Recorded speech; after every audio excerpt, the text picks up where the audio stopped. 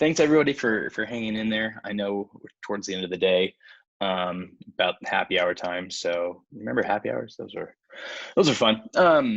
Again, Kevin Goldberg. I founded DiscoverPods, discoverpods.com, about a little over 3 years ago. We have closing in on 500,000 monthly readers. We've reviewed over 600 podcasts. I think the real estimate's around 1,000. About me, I started DiscoverPods, but my day job, like every other podcaster, is how I make a living. I work in tech marketing. I had a brief stint in PR. The little girl on the left is my daughter, supporting the brand while also mean mugging everybody. So yeah, that's me. When I speak about podcast press, there's basically two sides of the equation. There's the niche blogs and sites that write strictly about podcasts, like DiscoverPods, like Bello, Earbuzz that Ariel runs. Will Williams has her own site, Podcast Gumbo. There's a few others. And then there's the mainstream publications that are pretty name brand, and they'll cover podcasts either sporadically or as part of some person's beat, but it's definitely not the main thing they do. And in speaking with other podcasters, there's a quote by Jack Rhysider from Darknet Diaries on the left. A lot of the former, the blogs and the specific newsletters, tend to have a larger influence on reaching new listeners and getting them to buy in. I think it's readers just see that this is a passionate project for somebody, and their recommendations are worth more than maybe somebody at a mainstream publication that is doing it for a paycheck. While there's trade-offs there, the people that are doing it in their spare time, and when I refer to the podcast press, I'm speaking to these people, time is at a minimum. Most people have day jobs, and so when a podcast reaches out to these press, they have to keep that in mind. We don't have a ton of time in the day, and this is one of several things that we're juggling. So think about that. As a podcaster, you have a day job, you have your podcast, you don't have a ton of time. The press is basically in the exact same boat as you are. So I'm going to start out with a little bit of negativity, and it's ways to not get press. And these are pitches that I get on a near daily basis on just either lazy or just not effective ways to get any sort of coverage. The pitch, we just hit, X number of downloads, X number of episodes. You can put in 100, 1,000, 1,000,000. It doesn't matter. I congratulate the podcaster on this achievement, and they should toast and get some celebration. But in terms for the general public, that's just not an interesting story. If your podcast hit 100 episodes, you and maybe your immediate family are the only people that really care about that. The general public it's just not a big milestone. It doesn't matter what these numbers are. If you hit 1 million downloads or 1 million episodes or 1 trillion, we're very unlikely to write about any of that. Another big turnoff for us is adding our press context to your newsletter without consent. So we'll get random newsletters that we know we didn't subscribe to. That is a big no-no. I always unsubscribe and mark as spam. If we want to subscribe, we will, but don't add the press to newsletters without their consent. At DiscoverPods, a lot of how we started was on lists. So best true crime podcast, best comedy podcast, things like that. And inevitably when we put these out, somebody's not happy that they were left off the list. And so they'll reach out, hey, I saw your list. It sucks, you forgot mine. It's great. We expect some sort of blowback every list we put out, but coming at us with immediate criticism is not a good way to get any sort of coverage. We're never responding to these saying like, oh, you're right. Thank you for being mean to me. I will add yours right away. This is also one thing that a lot of podcasters have trouble grappling with. If your pitch is pretty vanilla, so I wrote just like the trending topics of the day, but if you're making a podcast in your basement with your college friends and you're talking about inside jokes and what you did in college, that's awesome, and I'm happy for you, and I wish you luck. But that's just not going to move the needle, and it's not something that will interest the general public. So I ask all podcasters that pitch the press is to really take a self evaluation, and why is your podcast special? What are you delivering that nobody else is? And why do readers care about this? So again, if you're having a conversation with your friends, that's awesome, but the general public outside of your circle of friends, probably it's not of interest to them. Yeah, forgot the gift there. Another one is just mass pitches on the day of the launch. So it's Monday morning, you launch your podcast, you're real happy, and you send this note in the morning. We're busy. We're not going to have time to cover it. We're not just keyboard jockeys waiting for this email to come in and be like, yes, we got it. Let's write about it. Perfect. My day is made. Usually our editorial calendar is filled a week, 2 weeks, 3 weeks in advance. So the earlier you can reach out pre-launch with either a preview of the show or just a general information, the more likely you are to get any sort of coverage. The immediate release in the morning usually doesn't work. And this is not what we look like. And the biggest no-no is just the laziest pitch I think I've ever gotten is just a DM with an iTunes link. That was it. No context, no nothing. So there's a very zero chance that you get any sort of press there. All right, so now let's go to the positive. What can you do to make it easier on the press and to partner with the press and essentially greater your chances of getting any sort of coverage? Sorry, no gifts this time.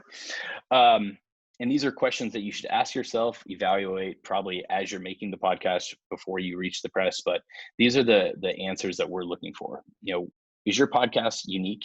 Is the news that you're coming out with newsworthy? So if you're launching a new season, was the first season hit? What's different about this season? You know, you got X number of downloads before, but this time you're striving for XYZ and you're doing it this way. You're doing something that no other podcast has done. You know, portray that in your pitch. We are covering a case that has long been forgotten because of this corruption in whatever city. Perfect. Hit me up with that. Don't say, yeah, our friends, we were lazy for the summer, so we took that off. So we're calling this season 2. Be personal and unique. So I like specific podcasts. You like specific podcasts. The writers that write for Discover Pods like specific podcasts. Everybody's different. Will Williams, who writes for Discover Pods, she's very into audio drama. So if you were an audio drama person, that's the correct person to pitch, not me. I like sports. I like things like that. So do research on who you're pitching. What are their interests? What podcasts have they written about before? And make sure you tailor your pitch that way. Sending mass emails to all of the podcast press, it's just an impersonal way. I don't think anybody is happy that they were one of hundreds that were on some sort of email list.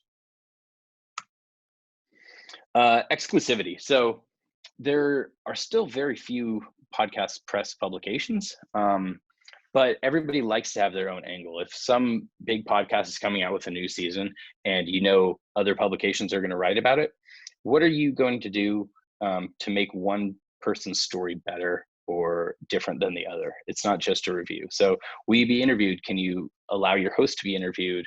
Can you give us an early preview of your show? Are you giving us numbers or any sort of information that nobody else will have? These are ways that it helps to stand out from the crowd, and you can tailor your pitch accordingly.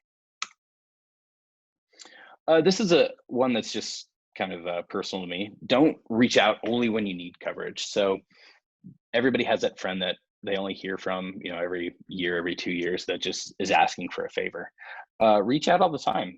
Say, I saw your article on this. I really liked it. I was wondering what you thought of this. And then your name automatically registers as a positive thing in our subconscious, that the next time you email, I see your name, you have some sort of recognition there. And it's like, hey, I'm coming out with a new podcast. I was wondering if you would be interested in covering it. Have a press kit. There's really no excuse at this day and age to not have a press kit. The link I have here on Bello Collective was written by Ellie and Will. It's perfect. It has everything that you need to create a kit. It should have images, information. The more that we have to go hunting for what your podcast thumbnail is, or the credits, the voice actors, or any information about the host, the harder it is on our job. So create a press kit. It makes it easier to be discovered for marketing. It makes it easier to get press as a whole. This is just the main thing that I want to hit on. I know I was a little bit short. Sorry about that, Ever. But happy to take Q&A about marketing, podcast, the industry, the luminary news today that kind of irked me. Anything that you're interested in. What's the luminary news today? I've been here all day. I'm busy. They announced a new funding round, or I guess they didn't announce it, but it came out that they were raising funds, another 30 million, but their numbers are pretty skewed. I think they only have 80,000 subscribers, and they're burning a lot of money. We had one question/command. I'm not saying that in a bad way, but it's funny. Need that press kit link, please. Are you able to share that press kit that Ellie and Will created? Sure, I will throw it in the chat. Thank you.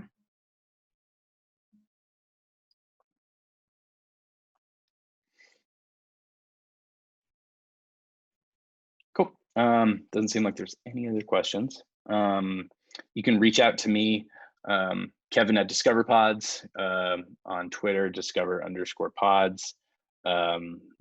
Anything, happy to help. I tend to be a little bit slow on email, but I usually answer. So even if it's just a quick question about anything randomly, I'll try to answer. Awesome. Well, what are some of the things, Kevin, what are some of the things you want to see right now DiscoverPods cover? I mean, just on your personal list or interest. I think this year's been kind of interesting with obviously the pandemic. I think it's shaped how podcasts are being released, and then the ones that are currently in production, how they're different. So one example, and I hate to use a mainstream podcast, but the Conan O'Brien podcast, they obviously they're doing all their interviews remote, but one interesting thing is at the beginning, they've struggled with their recording setup. So one was with Ted Danson, and from what they were talking about, it took them about a half hour to set up their recording setup. So what I'm interested in is kind of larger trends that match with new podcasts. So how is the pandemic shaping podcast recording, and how does that affect the output? So that's an interest of mine, more so than what pandemic podcasts there are. Other things, it seems like a bunch of the major studios are holding off on their podcast release until the summer. So I'm curious about the strategy behind that, and then what's around the corner with all of that. We had a question from the crowd. Who are your top podcast media outlets that the competitor? Ooh, competitor's tough. I think there's room for more. So before I start with that, if you think of any other entertainment medium, whether it's books or music or movies or anything, there are 20 mainstream publications that's their core thing, and then any other mainstream publication covers it as a larger section, as a larger beat. They have more than one person writing about it. When you look at podcasts, we are very much still in our infancy when it comes to podcast media. So that's where I'll start off with. There just needs to be more. So I don't really view competitors that way. I'm jealous of a lot of the work that Bello Collective does. I think the writers are very, very good. They have a keen eye. Yeah, they're probably the one I look at the most as like a North Star, as what we should strive to be, but not like I want to cut their throats competitor. It's more of like, I'm just jealous. Gotcha. Yeah, this is what I'm very interested in is, and you kind of touched on a little bit before we hopped on. Do you ever see this being your full-time job? Do you want it to be your full-time job? Ooh, no, I do not want it to be my full-time job. I work in tech, and that's kind of where I started and where I cut my teeth. And I enjoy my day job. I'm happy that it provides for my family and where that's going. So while I like my standing now, I don't think a day job is, or getting rid of my day job is around the corner. Gotcha. What about a podcast? No, I don't know. I don't have enough I time. said the same thing though. I don't, I have a baby, and like I don't. I had, it's 7:15 my time. My wife had to put her down for sleep, so I couldn't like kiss her goodnight. So my time is very limited with my day job with Discover Pods. I have another website. If I ever want any free time, there's just not enough hours in the day to have a podcast. And somebody For just me. wanted clarification. What is the name of the Bello Collective? Can you give a little more context on the Bello Collective, please? Ooh, I don't know the name origin. Let me share the link in the Do they chat. need the too. origin, or they're trying to figure out what it is? Kind Oh of yeah, more just about, yeah, I don't know what the name is either, but good yeah, name. it's the Bello Collective. I just shared the link to the press kit in the chat, and they probably have like an about section that gives some sort of spiel about their overview.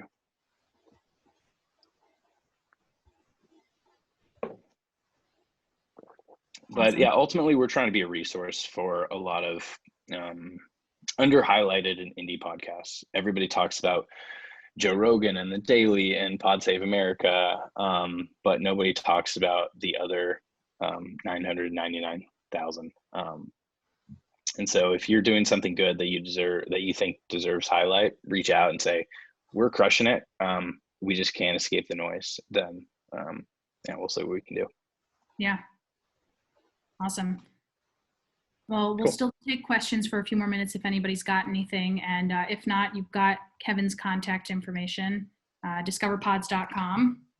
And Kevin, anything you want to share before we close out? I think I probably should have included this in my presentation. So first and foremost, I apologize for that. The best way to get subtle coverage, at least for Discover Pods, I don't want to speak for the others, is to reach out and say, I'm a podcaster. I think I'm struggling with X, Y, and Z. Here's how I overcame it. And I think other podcasters could learn from that. And I'd like to share my learnings. You'll get a plug for your podcast in your bio and maybe somewhere subtle. It won't be like selling your podcast, but anything that we can do to help other podcasts is of benefit. So if you've struggled somewhere or if you've overcame something, reach out and say like, I want to teach your audience how to do this, because about 80% of Discover Pod's audience are podcast fans looking for their next podcast. About 20 is podcasters looking for tips on equipment, how to host, how to record, how to edit, things like that. So in a perfect world, I'd like that to be closer to 50-50. So since I'm not a podcaster, like we discussed, my experience is fairly limited. And so I'm trying to encourage other podcasters to share their best practices. So would you say, and also, are you looking for pitches in terms of articles? Yeah, you can pitch articles if you want to write, or if you want coverage, Kevin at Discover Pods or contact at Discover Pods, and it goes to everybody. And I think I pitched something to you a while back, and you wanted me to reformat it because there's a kind of like a secret sauce for what makes an article pick up on the internet. And can you just share a few of those things? Sure. Yeah. I mean, Discover Pods got popular because of SEO. So any site that you know of does SEO, does it well.